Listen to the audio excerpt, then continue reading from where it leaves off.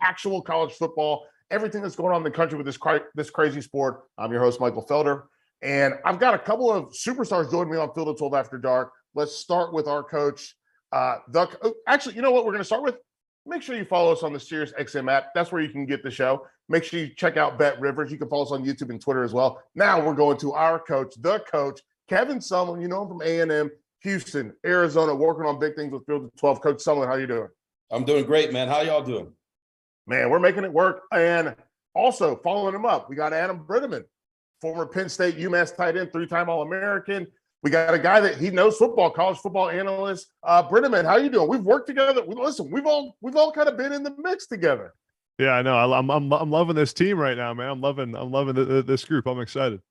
Yeah, so the show is packed to the gills tonight, and we only have at this point we have 59 minutes to get everything in, and we're going to deliver. But we've got a couple interviews with two Wills, Will Levis and Will Mallory, that we're going to get to later on in the show. We're going to kind of pick Coach Sumlin's brain about making quarterback decisions. Adam, we're going to talk to you a little bit about what it's like to be a tight end when you're going into an underdog situation, because Will Mallory, obviously the tight end from Miami, we're going to get all of those things. We're also going to hit on Oklahoma. We're going to hit on J.J. McCarthy, but we always start with a toast. I'm going to kick it off with Coach Sumlin. What do you got? I get a lot of heat because I toasted one week, the first week, to the Big Ten commissioner. But guess what? I'm going again with the commissioner of the Sun Belt, otherwise known as the Fun Belt right now, right? Love it. Let's just think about what they did in the last 2 weeks. You can talk about what Appalachian State did. You've got Marshall, Georgia State, Marshall. Hey, the Fun Belt is real, right? Here, and hats off to the whole league and to Commissioner Keith Gill. That's my toast. Boom. Cheers, boys. Cheers. All right, Adam, what do you got for us? Man, this was a tough one, but there were a lot of options, a lot of big time games in week 2 and coming up in week 3. But I'm going to go a little wild card. Jake Dickert, head coach at Washington State, goes on the road to his hometown of Wisconsin and gets a massive win that I don't think anyone saw coming. And when I think about Coach Dickert, we may be talking about him, and Washington State's able to keep him come November and December this year. So let's give a toast to Coach Dickert. That's a big one. I did not think that they were going to win that football game. That was good. That was great. And Eric Morris, who left his job in Texas to become the OC, obviously, I mean, I had him. He was on the staff with us at Houston and A&M, but he is a really talented guy. That another little bitty receiver at Texas Tech. He knows what he's dealing with out there. They'll throw it around. They're going to be just fine. But that's a great toast. All right, and I'm going to bring up my last. I'm going to bring up the rear here, and I'm going to go quick. But it's Arizona. Have you seen their turnover prize? No. Have you got? So it's like have you ever been to a Brazilian steakhouse where they have the churrasco, like the sword with the meat? They take the football from the other team and they impale it on the sword and then hold it up, and they just keep all those footballs on the sword. So I'm going to toast to that. I love it. I think it's amazing. It's not just goated. It's goated with the sauce. I love it. I haven't seen it. I'm going to have to look it up. Yeah, you guys got to check that out. So what we also have to check out, we're going to talk we're going to talk Kentucky and Florida. We might as well get to the Will Levis interview because I want to get you guys' reaction to this. But let's start it off with hearing what Levis thought about and where he thinks they fit in the SEC. What's going on? Welcome to the Field of 68. Got a very special guest here. I've been excited to talk to this guy. Was once one of my own, but now he's found a home down there in Kentucky. Will Levis. Will, how you doing today? I really appreciate you taking some time. Doing well. Just had a pretty solid practice and looking forward to just kind of hanging out here the rest of the night. I hear you, man. I hear you. So I kind of want to reflect back on that Florida game. I'm sure you're blue in the face talking about it, but walk me through it. You know, I'm just going to throw a couple things out there that I saw and that I'm very surprised about, and I think you can expand upon. You guys look like a team that's been there before. I know that historically speaking, Kentucky's had some rough patches, and you guys have been building this thing, and it's been fun to watch. But when you get in those types of environments, not having a ton of reps at it, it's really hard to come out and play the way that you guys played. And I think it's a testament from the top down, head coach through the leadership, all the way down to the bottom. So I want you to kind of expand on that and talk me through what that's like, the building of that, and ultimately what you expect moving forward. Yeah, it definitely is difficult for someone who's never been in an environment like that. I mean, some of our guys were playing in their second college football game of all time. Most of those guys being true freshmen too. So to be exposed to an environment like that in your second game, and then for a lot of our starters, second game of starting, it is difficult, and it's a testament to kind of our leadership and our coaching staff for getting us prepared throughout the week. I think, as you probably know, what we did at Penn State as well, just like pumping the crowd noise in at practice and making sure that the environment in practice was as annoying or even more than it will be for game day. So some guys were a little surprised by that, but it was necessary. And we made sure we had the right mindset throughout the whole week. And I think we're at a level now, this program, where we're expecting to be on that stage and to play in those types of games. And we've already seen a few of those types of games just in the last couple of seasons. So for the program and for the guys that have been there, it was nothing new. And because of that experience, I think we were able to just bring up the guys around us, get them ready for what to expect, and to just kind of have that no flinch mentality and go in there and just play ball. So, I mean, we still had highest aspirations, but that's a good game for us to build upon. You guys got Ole Miss coming up here in a couple weeks. You're headed down to the Grove, then at UT, and then you got a big one at home versus Georgia. And I think that could shape up to be a major player in the SEC here in terms of the overall outcome. So I'm a huge fan of you guys. I love the blue collar mentality. I love the way you guys come out, play super physical, fly around. So just looking forward. Obviously, you got to take each week, 1 week at a time. As we saw this past weekend, Giants can fall. But looking ahead, what are you most excited about with this team in terms of your development, growth, and hopefully peaking at the right time? Yeah, I think that I'm just looking forward to peaking and to finding that comfort zone of exactly what we're great at, what we're going to focus on more in terms of which kind of run concepts, which kind of pass concepts are really going to be our bread and butter. I still feel like we're figuring that out right now, and we're kind of it takes until we get those reps in the games to understand really what we're confident in putting out there and what routes we'll have our guys run and all that. And I kind of feel like we found that 5-6 games into the season last year. So, and that's when we were our most dangerous. And throughout the rest of the year, we were playing really good ball, obviously with some ups and downs, but that team after the fourth game was infinitely better than it was the first game. And I know that we still have that jump to take this year. And I just know that if we keep kind of preparing the way that we have been and trust our coaches and our play calling and how they put us up for success, this team can be really, really dangerous. We have Miami Hurricanes. Coach Sumlin, I want to go right to Will you. Mallory with us. Do you think this is a Will, team that can win the SEC East? Get to You know, Atlanta? as you go through it, right? One game in the SEC East or West does not put you in a championship mode. But one game against an opponent in your own side is like winning 2 games, a game and a half. So it becomes different. Your crossover opponents become certain things, but in the SEC, it's like NFC Central, right? So you're playing a win against an opponent in your own side is worth damn near 2 games. And, you know, we talked about Florida 2 weeks ago. And said that was going to be hard. I told you, it's a hard place to play in, right? And the Swamp it's truly a tough environment. The winning percentage there is hard, but I mean, with what they're doing right now and what Mark Stoops is and what he's become, he's been consistent over the last 7 years, right? Struggle early, but everybody stood behind him. But I'm just going to tell you this, Kentucky is a real football team. Defensively, they showed it last year. They get the offensive pieces working in the same place. I still think they got a huge ceiling.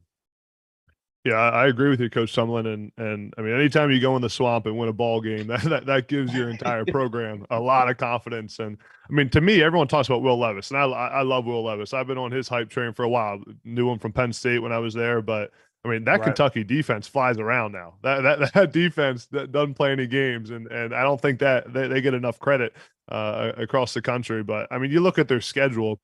You know, they got to go to Ole Miss, which is a game that I think they should win. And then it really comes down, they go to Tennessee and they got to play Georgia at home. And so it's going to come down to those two games. But I think just the momentum that they have after beating Florida, going on the road and beating Florida, really propels you into the rest of the season. As you guys know, it's football's a game of momentum, and they certainly have it right now. So I'm gonna go. Listen, a little detour, but I'm gonna go. Give me both of you guys. Give me 30 seconds. We'll start with you, Adam. Tennessee, are they a real threat? Because the way that watching their receivers, when those receivers catch a football, they look for a ref, throw the ball to the ref. They want him to spot the ball. They're addicted to tempo. Is Tennessee a real threat in the East? Yeah, I think they are. I mean, I love what Josh Heupel's doing, and they just play at such a high tempo on offense. You know, obviously they beat a Pitt team that's decent, but was in a battle with West Virginia, who's not very good, and beat Ball State. But yeah, I mean, I think that program's come a long way from where it was a couple of years ago. Obviously, just coming out of a tough time with the previous regime. But yeah, I love what Josh Heupel's doing at Tennessee, and I think they're a contender. That's the thing with the SEC. We could go through every team right now and say they're all contenders. It feels like after week 2. Josh Heupel's a really good football coach. He's a player overachiever. He won't get mad at me for saying that because I was there at the time in Oklahoma. So, and he's when he started his career. So he's an overachieving guy. He knows what talent looks like because he's seen it, and how to operate in that space. I would say that I wouldn't get so excited right now because Pitt, where they were and who they were, what they did last year, they lost 2 of the best players in the country. Yeah. Last year, right? Everybody asks, is it the quarterback or the receiver? Well, guess what, guys? I was at USC's practice. It's both of them, right? So both those two dudes are like top 5 picks, right? So you can't, whatever program you're in, unless you're at Alabama, you can't lose those 2 dudes and be the same team the next year. So to me, Tennessee still has to prove who the Volunteers are, right? When they go in the East, right? In the East, can they go to Florida? Can they go back to back? Can they cross over and in the West and win a game? One of the two. Right. And I don't know if that's going to happen. It's going to be rough. Their crossover schedule, when you look at Tennessee from a crossover schedule standpoint, obviously they're going to play Alabama. They play Alabama every year. That's not going to be easy. They get Alabama at Neyland. This is a team that also is going to play from a crossover standpoint. They have to. They play LSU. So I don't know, and I still don't know how I feel about LSU. Welcome to the West, right? That's every week in the West. Yeah, I still don't know how I feel about LSU, but that's just another story for another day. I guess I wanted to, here's the thing. We're going to talk about Jim Harbaugh here in a little bit and some of the decisions that he's made, or the prime decision that he's made. But is Mark Stoops, is he one of the top 10 coaches in college football with taking a Kentucky football team to the level that they're at and then doing it? Let's be real. He's done it several years in a row, having this team in contention. Even though they haven't reached the mountaintop, they're still in contention. Coach Sumlin, you start because you felt that pressure before. Yeah, no, I've known Mark forever, right? So obviously working for his brother, right? We're good friends, but from let's skip over what happened this summer with him and Cal about being a basketball school. We're gonna gloss that over. I'm gonna skip through that because both of them are my friends, right? So I gotta stay out of that fight. But what Mark's done there is unbelievable. I mean, even back to, if you look through his record, The only other guy that won more games in that amount of time is Bear Bryant. Right. Think about that. That should answer your question. Adam. Yeah, I mean, I agree. I think he's a guy that probably doesn't get enough recognition, and is now that he's finally the all-time winningest coach at Kentucky. And I mean, he's created his own culture, his own program. And he did it the right way too, like somewhat limited expectations to start. And you've seen the identity of that team in their play. I was just talking about the defense. They're physical, they're hard-nosed, and he's recruited well. I mean, getting Deontay Goodwin out of Kentucky, landing him over Alabama and everyone else in the country was a huge win. But even Wan'Dale Robinson out of the transfer portal coming home. Yeah, exactly. Yeah, I mean, they've won some big time recruiting battles, and as you guys know, that's what it comes down to in college football. But I think he's probably in the the top 10 coaches in college football right now. You think of that top tier. Hopefully, I don't miss anyone here, but you think like Kirby Smart, Saban, Ryan Day, Sweeney, Lincoln Riley, Kyle Whittingham at Utah. How many is that? Dude, hold on. I put myself in a trap here by trying to name some of these. Okay, so that's 6. We're at 6. And then you probably got to go. Yeah, I mean, I think the next wave is like Mark Stoops, Mel Tucker, Sam Pittman, James Franklin. Where's Paul Christman? Who am I leaving out? Dude, I knew I shouldn't have gone down this path because I just left out Jim Harbaugh too. I left out Jim Harbaugh too. So yeah, but I mean, yeah, but you get it. He's in that ballpark of the top 10 coaches in college football. Because you just put yourself in a bad place with Mel Tucker. I know I should have done that. Right. So here, let's talk Harbaugh, right? Because Harbaugh made one of the most interesting decisions that I've ever seen. And I'm 38 years old. I've followed college football for most of my life. Like, I've played college football.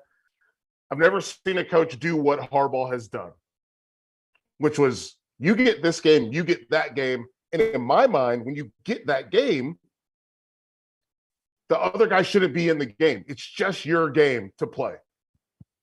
But instead, he inserts J.J. McCarthy into Cade McNamara's game. And we asked this a week ago, what does a Cade McNamara package look like in a J.J. McCarthy game? And guess what it looks like? Like, you're not going to get in. Yeah. So J.J. McCarthy is named the starter. And was this just all like, we have to honor a guy that got us to the playoff? I'm going to go, you know what? I'm going to flip what we said we're going to do. I'm going to do it the opposite way. Adam, I want to go with you first. Yeah, as a player on that team, how do you feel going into it? And then I want to get Coach Sumlin. After Adam gets done, you hop in. Yeah, I'm super curious to hear Coach Sumlin's take on this because he's obviously been in the spot to make these decisions from an outsider's perspective. And as a guy who played recently, my opinion from looking at the situation is that obviously this was never really in question and that this was going to be J.J. McCarthy's job the whole time. And it shouldn't have ever been a competition, but it was because of Cade McNamara's status with the team. He led them to a playoff spot last year. He was a team captain, respected by the entire program, won a ton of football games for him. But the reality is J.J. McCarthy brings more upside to that offense. He's got more of a prototypical throwing skill set. He's more mobile. He's got a higher ceiling, and I'm sure they saw that all through training camp. But yeah, I think it probably was just something that Jim Harbaugh knew would prove itself on the field and gave them both an opportunity. And it was certainly an interesting decision to play it out that way. Having the two games they did to start the season allowed them to do that. But I have a feeling that this was going to be J.J. McCarthy's job the entire time. All right, Coach Sumlin, I want you to get it. Here's the thing I think about. I think about Jalen Hurts and Tua Tagovailoa. Yeah. Where everyone that was at Alabama was like, oh, Tua's better. Alabama had the luxury of being able to wait. And I feel like Michigan doesn't have that same luxury because we saw what Cade offered us. So if you're the coach in this spot, how do you handle both of these young men? One guy who got you to the playoff for the first time, got you to beat your rival for the first time, but another guy who does feel like he has a little bit more potential to get you over the hump. Let me just start with this, right? Has anything that Jim Harbaugh has done in his life made sense. So it's a great point. The same thing that everybody was mad about him with his khaki pants and throwing the no shirt on, that whole bit. Everybody Milk and skipped steak over the first 3 quarterback battles he had. Remember that? Nope. Yeah. So John Corn. When you win, John O'Corn. Yeah. Wait, you guys forget about that, right? So when you win, now you become, he can make that decision. 3 years ago, this would look crazy, just like crazy Jim Harbaugh was 3 years ago, right? So there are 2 different guys right now, but you won. Now you have credibility with your team, everybody else, and everybody, right? Even with your quarterback, you know who the best guy is. And we already came up, but guess what? We're going to give him a chance. We're going to start 2 different guys, and then he knew from the beginning what he's going to do. He's just being fair, right? 3 years ago, couldn't have done it. And if he did, well, actually, he did do that. So that he played a lot of different guys, right? So what I'm saying is timing's everything, credibility is everything, and then what that looks like going forward becomes what it needs to be. Because I mean, he knows what he's doing in his own crazy way. He's a really good football coach, and kids love him. I mean, just look at the recruiting class and what they're getting to come there. He is as some people say, he's a little bit different, but in the cookie cutter stage right now, he's a lot different. And for whatever reason, whether it's the Jordans or whether it's the Wolverine helmets, guys love being there. Mm-hmm. So Coach, I'm going to ask you this again. I'm going to ask this. What is McCarthy? What makes you excited if you're game planning for this team? If you've got to build a game plan for this team, and Adam, get in right after this. Yeah. What makes you excited about JJ McCarthy? Is it the running and the control of the safeties? Is it the vertical push? What makes you excited about JJ McCarthy being in charge of this offense, Coach?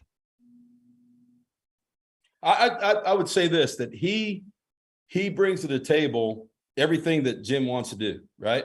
He can be an RPO guy. Mm-hmm. He can spin it, but he's got legs. Obviously he's got command. Everybody knows he's talented, right? His team knows how talented he is. Yeah. And his ability to make yards with his legs are completely different than what he gives them on every down. On a normal down, RPO, run pass option, it's fine. And the deep ball, he's proven that too, right?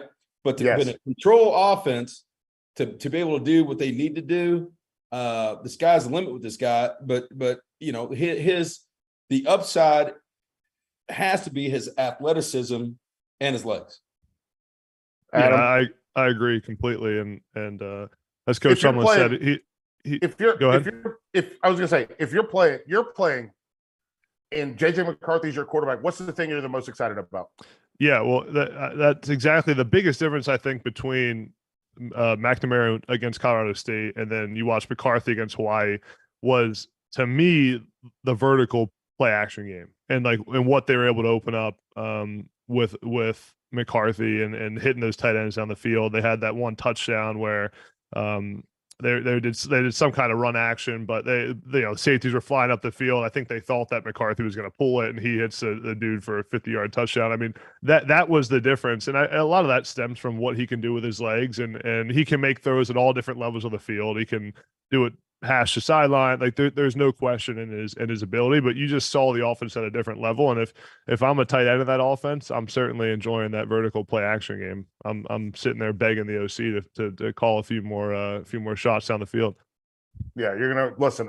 Tennessee ran a pop pass this weekend that just because they're using Tennessee's using. Have you noticed that Tennessee's using these super wide splits, guys all outside the numbers? Yeah, which you have to keep at least 5 or 6 guys inside the box to control, still make sure the running back can't hurt you. And then you run a play action, everyone's sucked up. The safety can't get there because he's over here on the hash. So yes, that's what Michigan is opening up with JJ McCarthy, because he has the ability to pull it and go. Yeah, which makes it a little more dangerous. All right, we're going to talk about teams that aren't getting that much attention. especially as we go through kind of a Big 12 transition, but we're going to talk a little BYU. So I want to get both of you guys. Let's start with you, Adam. Let's go to Coach after you. But give me your initial thoughts on BYU. They beat Baylor in overtime. It was an ugly overtime, but they won in overtime. What do you think about this BYU team? Yeah, I mean they're really good, and obviously BYU was without their two top pass catchers in that game, and still was able to get it done on offense. I think, BYU's schedule, the way it plays out, they have the ability to have some of the most impressive wins in the country. You think they get into the playoff if they went out? I think if they beat Oregon, they got to beat ND, who obviously is a mess right now. They got to beat Arkansas. If they can win those 3 games, I think Satake should be up for Coach of the Year. I mean, he always gets the most out of his team. Having Notre Dame at home is an advantage, obviously. Having Arkansas at home is an advantage. I don't know if you guys have. I'm sure Coach Sumlin at some point you were at BYU, but playing there is not easy. I mean, that's like the altitude's high. When I played there, when I was at UMass, I had an oxygen tank on the sideline. I could barely breathe in that place.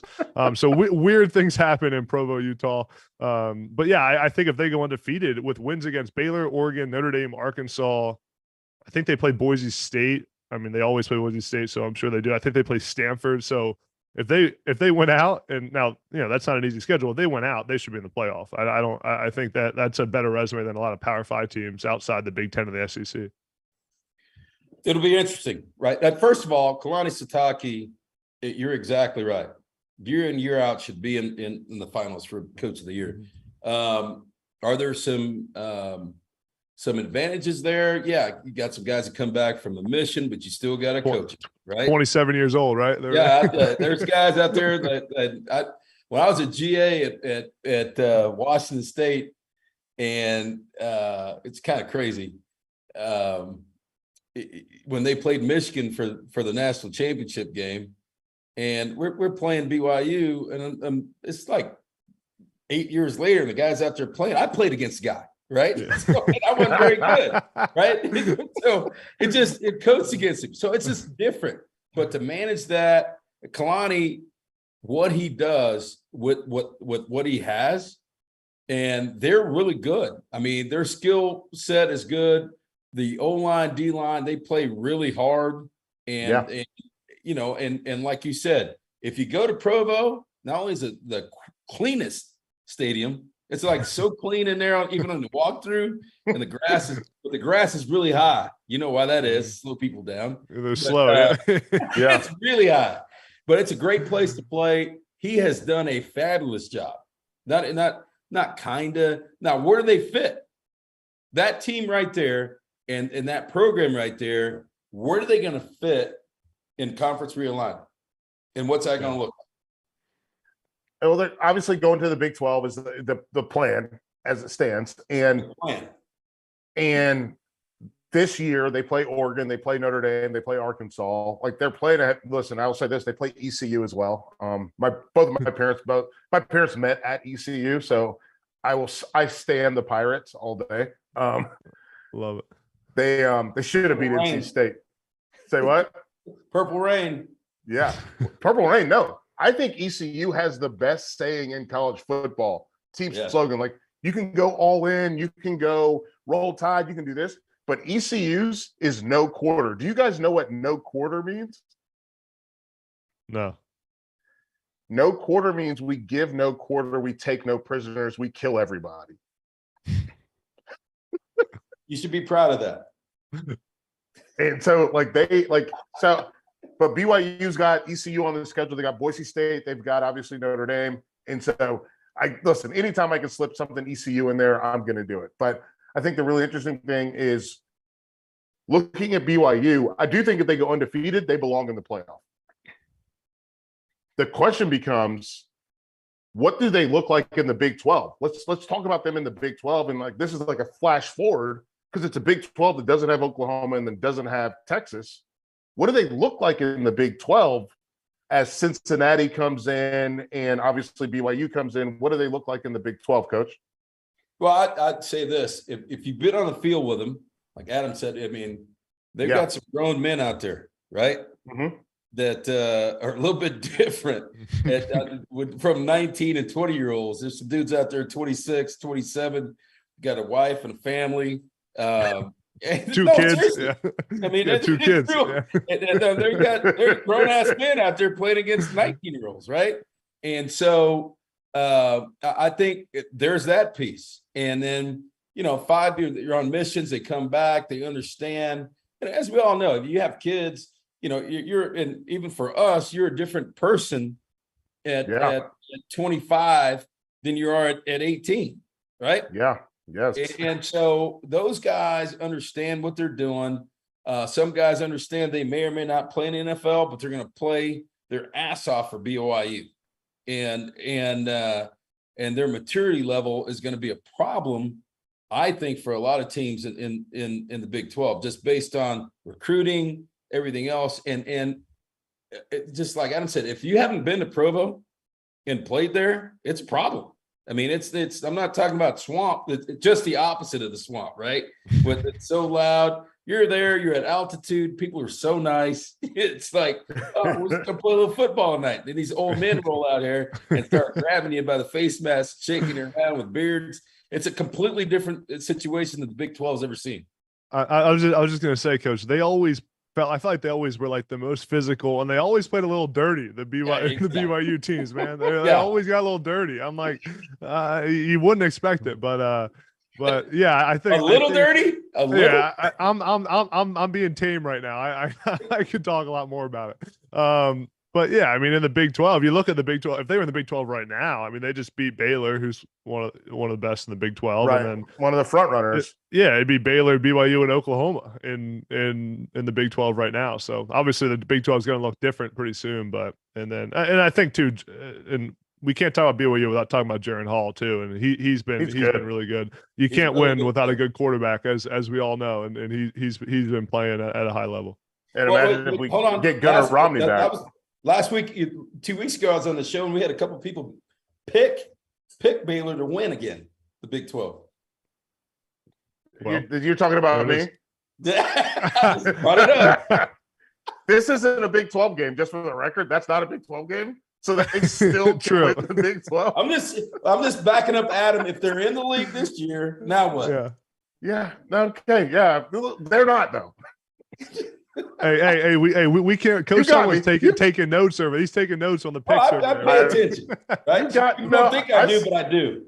No, I saw you go over there and you were on the computer and you're like, what did he say this other time? And okay, yep, I got him. And you were like, got his ass. I got it. You got me. No. So let's stick in the Big 12. Let's talk Oklahoma.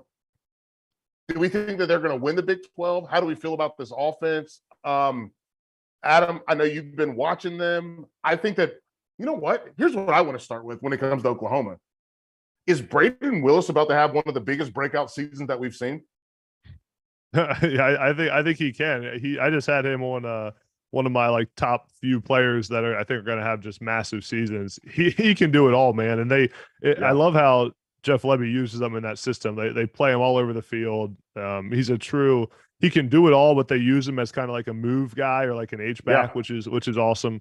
He plays that. He plays the H. He plays the H. He plays the F. He moves around. Did you see the pass where he went through the B gap to release to catch a touchdown? I think that was the game against UTEP. And it's because, and Coach, I'm sure you know this as well. Usually those guys, that's an outside release because you line them up as a wing.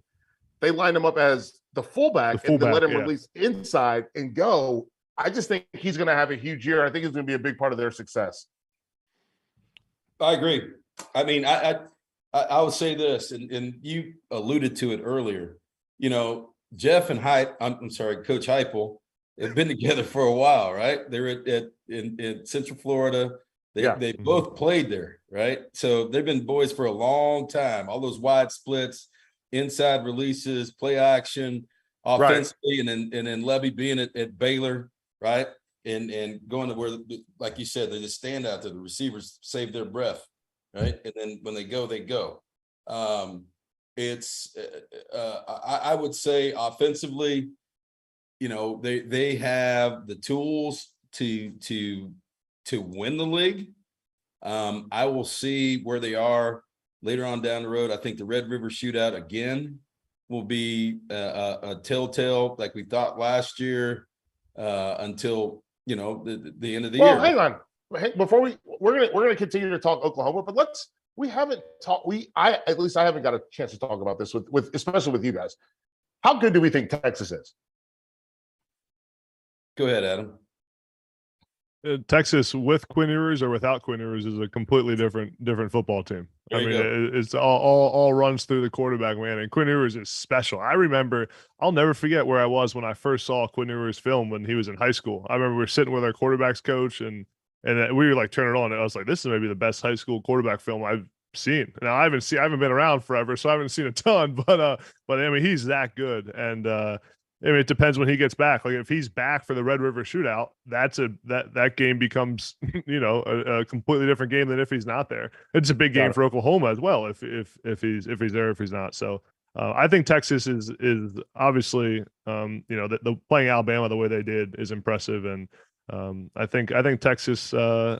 Do we dare say Texas is back? I mean, I feel like we say that every year, but no, we're not going to say that. I want to ask you this, Coach Sumlin. They're better.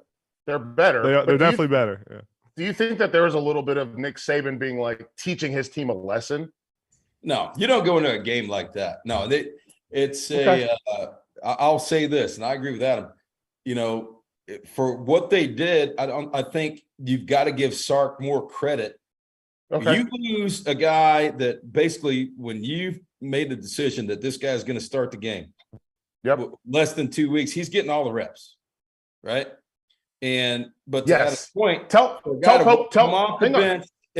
what that means. Tell people what that. Tell people once you make that decision that the reps are not half, you're not splitting reps. Now it might be depending on how you do it. If the guy's going to play the backup, it's going to be probably 75-25 at the most. At the most, right? Get this guy ready to go. And then when he gets hurt in the first quarter and the way that it was handled on the sideline and the way and you get your backup gets an ankle, basically. Yes, he did. Yeah. Before the half.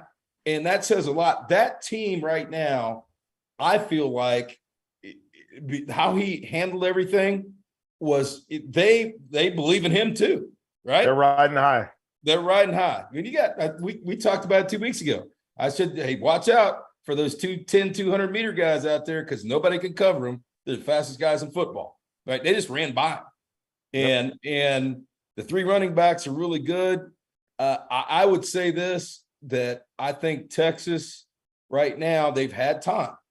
Right? What you have to be aware of, if you've been a part of this and you guys have seen it at all different levels, right? Just like Notre Dame last week. Let's not kid ourselves. Gary Patterson's been working on that game since March.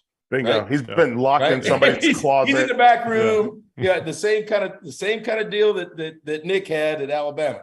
That's why Gary's there. Here's the game plan. They executed it, right? Offensively, they feel good about it. All right. Be careful about what happens this week. Because there was a lot of energy spent. You got a backup quarterback. Yeah, it's a good point. That's a great people point. Be careful. I mean, just think about what happened with Notre Dame, right? Yeah. They spent the whole year. They spent everything on Ohio State, and it looked like it last week. So we'll see this week what that looks like. Yeah, they've got, for folks that don't realize, they have UTSA coming up this week, and I'm a big Frank Harris fan. I absolutely love him. He's someone who, watching him over the last 4 years grow as a quarterback has been really fun for me because we see him blossom and come into his own. He couldn't get the Houston win. We'll see if he's able to get the Texas win. We'll see what happens. But let's flip it back to Oklahoma. So we do think they're a contender in the Big 12. What's their ceiling? Is this a team that we can see in that top four? Remains to be seen. Okay. I think. You can't lose a dynamic player. The players they lost. Do we like Dylan Gabriel though? Yeah, I like him. But let's be honest. I mean, is he Caleb Williams? That's up to y'all, right? But here's the thing. But they did great. They did great. My point being, let's see what happens here in the next couple of weeks. because Caleb Williams still feels closer to Anthony Richardson than Dylan Gabriel. Dylan Gabriel feels a lot closer to CJ Stroud or Bryce Young. And to me, those are like, I think there's value in that, right? Like Dylan Gabriel's the guy that can run, but he doesn't want to run. It doesn't have to. And he wants to make these choices. So Adam, like, let me ask you, you got a quarterback, you got Dylan Gabriel as your quarterback. Yeah. Are you more comfortable with Dylan Gabriel or Anthony Richardson or Caleb Williams? Which guy do you think is like, he's going to hit me in my right spot? I'm also not going to get my head taken off. Yeah, I mean, I think Dylan Gabriel is a good college quarterback. I think he's good in that system and that scheme. I think it fits his ability well. And the other guys have higher ceilings. Yeah, I don't see him anywhere close to Caleb Williams and what Caleb Williams can bring to an offense. I think again, I mentioned him earlier. I think Jeff Lebby is a great coach and play caller and fits that system around what he has really well. So I think he's able to work. And that's not to take anything away from Dylan Gabriel, because he's a good college quarterback. But again, he's not Anthony Richardson, who had one of the freakish plays I've ever seen on that on that play where he pumped the dude out. I mean, and then he's not Caleb Williams. He's a safe play. Can he get Oklahoma to the Big 12 title game? I think he can. But they got a bunch of they got to go to TCU.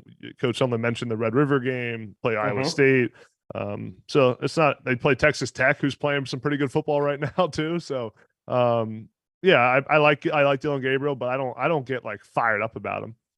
Okay, Coach Sumlin, I want to get in here. You got a team. One guy's a little reckless, but high ceiling. The other guy he knows all the little pieces. And we talked about this a little bit with JJ McCarthy and Cade McNamara, obviously. How do you make that choice? Well, it depends on your team, right? How's your defense? Right? Oh, yeah. Makes sense? Yeah. And it's not just your offense as a head coach. You've got to look at the whole picture, right? What's our best chance to win? And if your defense is really good, you can go with the safe guy, right? If your defense and you're playing an explosive team, that we got to give this guy a chance, right? A guy that can get up and down the field, create things with his legs. Do they blitz? Are they a sit back and let us run the ball, throw it? They're a drop 18, right. What's their personality too? So the old adage, if you have two quarterbacks, you don't have one, that's not true anymore, because everybody's recruiting quarterbacks at a high level. And so, what that looks like personality wise for your team, that becomes the management piece, right? Can your team handle both of these guys, knowing that either way they're going to be in the game? I dig that. That's a perfect answer, because I think it leads us honestly to the next question, which is they play Nebraska. Obviously, it's a Big 8, former Big 8 rivalry, whole deal before Nebraska moved to the Big 10, and Oklahoma, Nebraska. Scott Frost has just been let go. What do we even expect out of this football game? Is Oklahoma going to walk the dog on them? What do we expect out of this game? Actually, it was a Big 12 opponent when I worked at Oklahoma, because we played them in the Big 12 championship game in Kansas, right? But that's a long time ago. They were no, the Big 8 was a longer time ago, right? I know. It was the Big 8, then the Big 12. Because listen, when it comes to Nebraska, the thing that it's like, what? Yeah, I don't even know what y'all are talking about. Nebraska wasn't in the Big 10. What are you talking about? That's my next point about recruiting. You guys don't know 18-year-old that has no idea who Tom Osborne is. Yeah. Right? I mean, I'll be honest. I don't know if an 18-year-old, let's be real. You're recruiting a kid that's 16 or 17. He doesn't know that Ndamukong Suh absolutely ragdolled Colt McCoy in the Big 12 championship. I know it. Has no idea. Doesn't know that Nebraska won that football game. Yeah. They won a lot of games. And they lost the game because they called it, the ball hit the thing with 1 second to go and they kicked the field goal. But Ndamukong Suh won that football game. So yeah, no, I just think, what are we looking for in this? Because I don't even know if they have like the emotion. And I thought about this a lot with Pitt in the backyard brawl. I don't know if they have the emotion to like bring to this football game.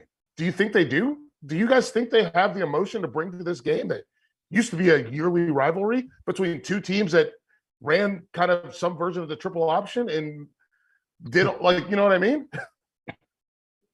Yeah, I think when it comes to Nebraska, I just know that sometimes weird shit happens after you fire your head coach. It just is like sometimes it's just like a change in something, like something just happens, and it's kind of like the old adage, like whenever something bad happens, people either split apart or they rally together, and a lot of times it takes a shift in a head coach leaving like that to bring people together. I don't know if Nebraska's going to win the game, but I could see them coming out with some new energy. I know players love Mickey Joseph. He's done a good job there. So I don't know. I think it is going to be a fun game, though. I'll say this, Adam, you're right. And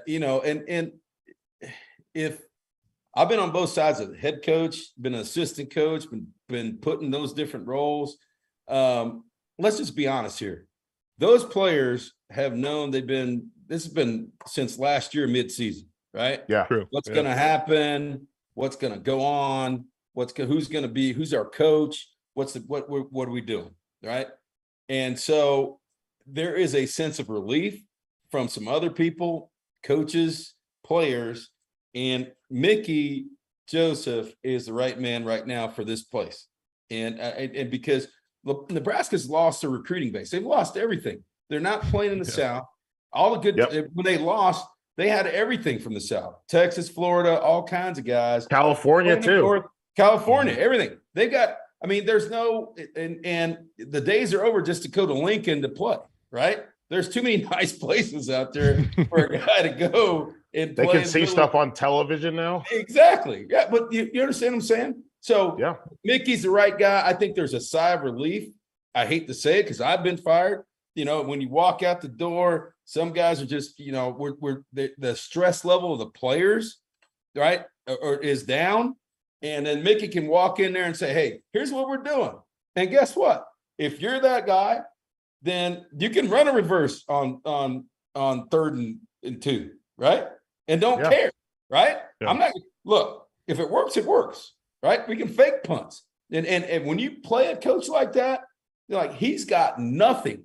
Absolutely nothing to lose. Well, he could be the head coach in Nebraska, but everybody knows the odds of you being from the interim head coach to being the head coach are slim and none, right? Yeah. And they say Slim rode out of town. So, you've got very little chance to be the head coach, but you do have a chance to build your resume, to do things that people say, hey, this guy can coach.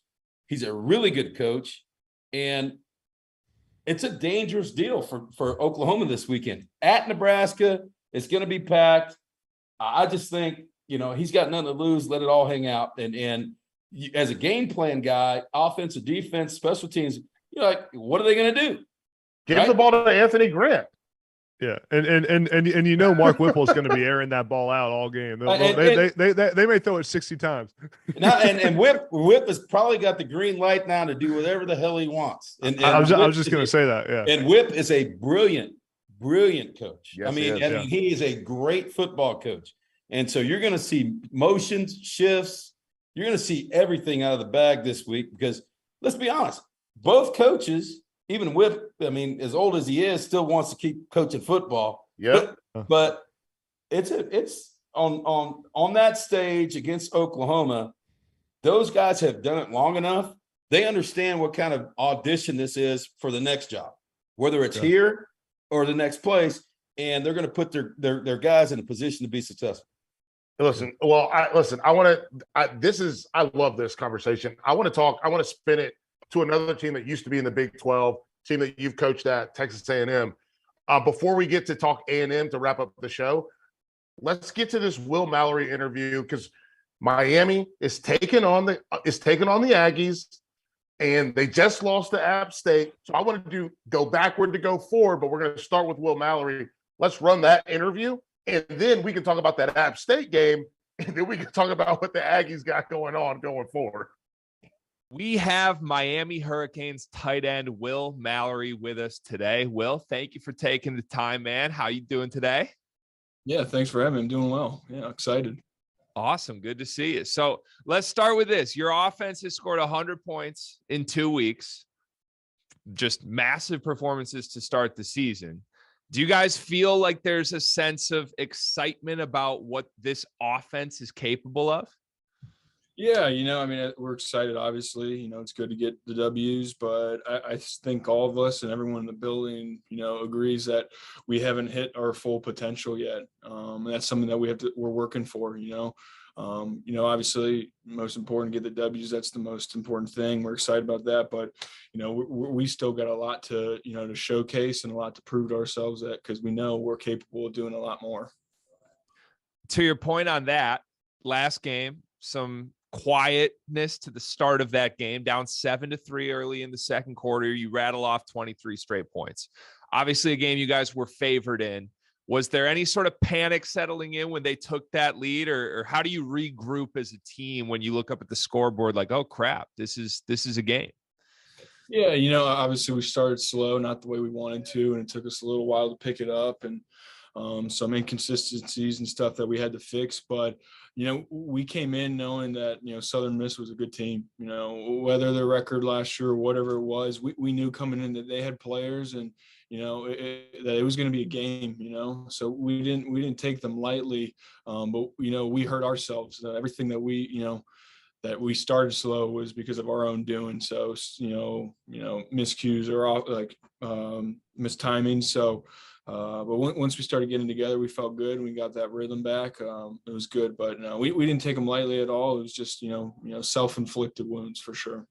And get it together, you absolutely did. Rattled off 23 straight points, pull away with a victory. That's not something that quite a few teams who are ranked ahead of you guys last week were able to do, even with their struggles. You guys sit today, as of September 14th, when we're recording this, 13th in the country in the AP poll. Do you feel like you guys are underrated with the offensive performance? I'm a little surprised you guys aren't cracking the top 10 and even working your way up those rankings. Is that something you pay attention to at all? No, I really don't even pay attention. I couldn't even tell you who else is in the top 25. Yeah, I don't really pay attention to that. I don't think a lot of guys do either. We've done what we're supposed to. We got to win, and that's what we got to continue to do. So until we keep winning and showing that, hey, we're one of those top teams, I don't really pay attention to it or really think twice. So going into next week, obviously a massive matchup, ranked two teams with high profiles, big hopes this season. Texas A&M, College Station, and a spot for Texas A&M where they're coming off just dropping one at home against Appalachian State. So you'd assume no sort of letdown from them, maybe a sense of desperation from their side. What do you expect from the Aggies this week, knowing that that's sort of the context leading up to that game? And how do you prepare for a high-profile matchup like this? You expect their best. That's a tough one last week. Obviously, that's why people love college football. It's crazy. So, but I mean, we're going in there and expecting their best. I mean, they're going to come in there, ready to show what they can do, because they're a top defense, they're a top team in the country. So, we don't take that lightly at all. I mean, we played App State last year, so we know how good of a team that they are. So it wasn't a surprise to me that was able to happen. But coming in, we have all the respect, and Texas A&M. I mean, they're a great team, so we're ready for the challenge. But it's going to be a boxing match for 4 quarters. That's for sure. That's Will Mallory, tight end for the Canes. They're going to play in College Station. Obviously, the Aggies are reeling a little bit from a school that apparently they didn't know existed, Appalachian State. And I can tell you this is someone from North Carolina. Boone does not play, baby. They are serious about their business, and we'll see if the Canes can be serious about theirs. Adam, I wanted to ask you first and foremost, how did the Aggies rebound from that loss to Appalachian State, a loss that most people didn't see coming? Yeah, I think first of all, we got to acknowledge what App State's done as a program, and they could easily be sitting here at 2-0 against 2 Power 5 teams if they would have beaten UNC. That might be the highest scoring game of the year. They got Chase Bryce is an elite quarterback, and they've obviously done this for a long time of beating these Power 5 programs. So, obviously not a good loss though for the Jimbo Fisher era, and it's tough because the expectations at A&M are so high, and the hot seat is so quick to come up at A&M anytime things don't exactly go well. The thing I go back to at A&M is, whenever a program's not doing well, the first thing I think about is the quarterback. I always go back to, like, you got to have an elite quarterback, right?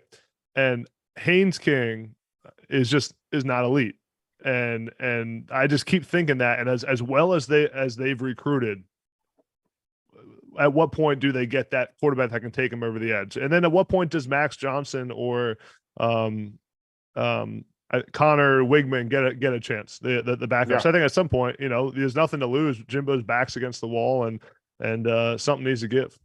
So, Coach Sumlin, you had the last elite quarterback that A&M had, right? Well, I don't know about that, but Kellen Mond was. Well, some people don't think so, but I think Kellen Mond was a good enough player to win. We didn't say good enough. We said elite. Elite, but he's the all-time leading passer in the history of Texas A&M. I'll just put it that way. There we go. Okay, listen, bad, you wouldn't have been that, right? Look at you. You're protect you. Hey, listen. I love it. I spent 6 great years there, right? And a lot of those players and a lot of people are still there. I would agree with Adam. I think that, in certain instances, I believe this, that it's what you ask that guy to do that makes a difference, right? I've seen Haynes, the guy can run, right? And he can spin it. But, so what do you ask him to do? What you ask him to do becomes part of the deal. So who's your identity right now? Right? I'll just say this. It's not critical, but it is. So at State, they attempted 52 rushes. Yep. In Kyle Field. Control the clock. Right? I'm pretty sure that A&M ran the ball 19 times. Right? During that time. Right. If there's a touchdown, the 2 touchdowns come from a kickoff return, which is concerning. From the fastest guy on the field, runs 10 is a 200 meter guy, electronic, and a rush from him. Without the kickoff return, it's not close. Yeah. So great point. Who are you offensively? I think defensively, they're still playing at a high level. App State's a really good. I mean, you're talking about a quarterback who starts off. You got to remember, he was there for the Clemson game, right? He was on Clemson's sideline as a number 2 for when they won. So he's seen that before he left, right? So Clemson, Duke, this guy's a COVID baby with 2 different schools and a bunch of different stuff. This is grown ass man like BYU, right? So they were not intimidated at all by Cal Field based on how they played the week before. Coach did a great job preparing them. But my point being, I mean, who is A&M on offense? Who are they? Right. You've got a sprinter at tailback, not a hammer guy, right? We didn't see any more guys, right? They got to get some guys on the perimeter to get open with a quarterback that can run. And so, that's a work in progress. I'll be interested to see with athletes and length, right, what that looks like this week with guys that can recover from mistakes. Here's what we got. To see what happens. It's going to be a great game. Coach, we have 45 seconds. I need 10 from you and 10 from you. 10 from Coach, 10 from Adam. Give me 10 seconds on why folks need to watch this game. Figure out who's who. Just like I said about Penn State, Purdue. Who are they, right? Who is Miami and who's A&M? Boom. Adam. I think to flip the script, you see Miami, see the Mario Cristobal era, and see what he's doing there. I mean, he's done a really good job at Oregon, and I think he's going to turn the U around pretty fast. Listen, you said you think he's going to turn the U around. I'm very excited to see what they look like. Tyler Van Dyke is on a lot of people's short list for first-round draft picks at quarterback. So that's what we're looking for in this football game. Folks, for Coach Kevin Sumlin, for Adam Breneman, former tight end from Penn State and UMass, I'm Michael Felder. Hey, guys, let's cheers it up, boys. We're out of here. Appreciate it, guys. That was fun.